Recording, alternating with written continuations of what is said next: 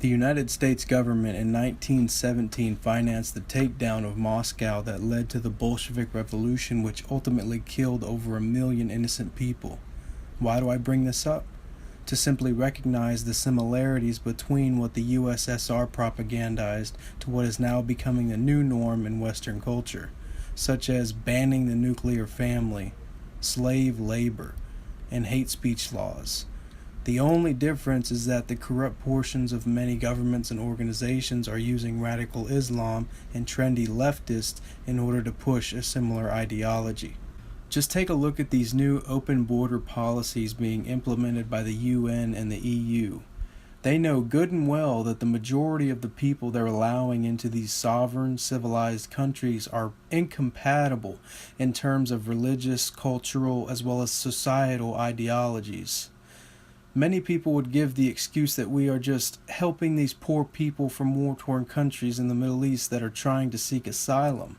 Now, to a certain extent that is true, but you have to go and actually research the numbers and statistics for yourself. Most of these refugees are military-aged ISIS sympathizers who refuse to assimilate but would rather infiltrate and carry out their jihad against who they call infidels through these heavily exploited migrant programs. Notice anyone who points this out is deemed a racist or Islamophobe, when in reality, all I want to do is reform these war-torn countries and bring about prosperity to everyone of every ethnicity and religion, regardless of the country.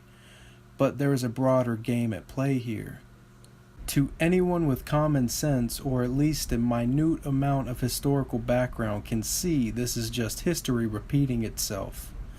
You bring in millions of incompatible third world populations to induce an eventual clash of civilizations that turns the country into mass chaos. And then what happens? Martial law is declared, and the shadow government put into place under Eisenhower allows this government to completely bypass our judicial, legislative, and executive branches, stripping all the power from the United States citizens and their representatives.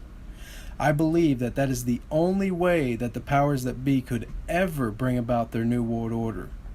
It is the beginning of the takedown of the West. And why? Because we are some of the last free and open societies in the world. Free-thinking men and women are the ultimate threat to these elite scumbags. We are their only opposition now. And make no mistake, we will win if we ask for God's help. Please spread this video now. It is one of the most important ones I've made thus far. You can also take what I've just said and create your own hypothesis to put out as soon as possible. Time is crucial. It's all we have left. If it is in fact too late to turn this boat around, so to speak, then we must oppose this tyranny when it arrives with everything we have. Ask God for protection and divine intervention. It's time to choose a side. Thank you for listening, and God bless.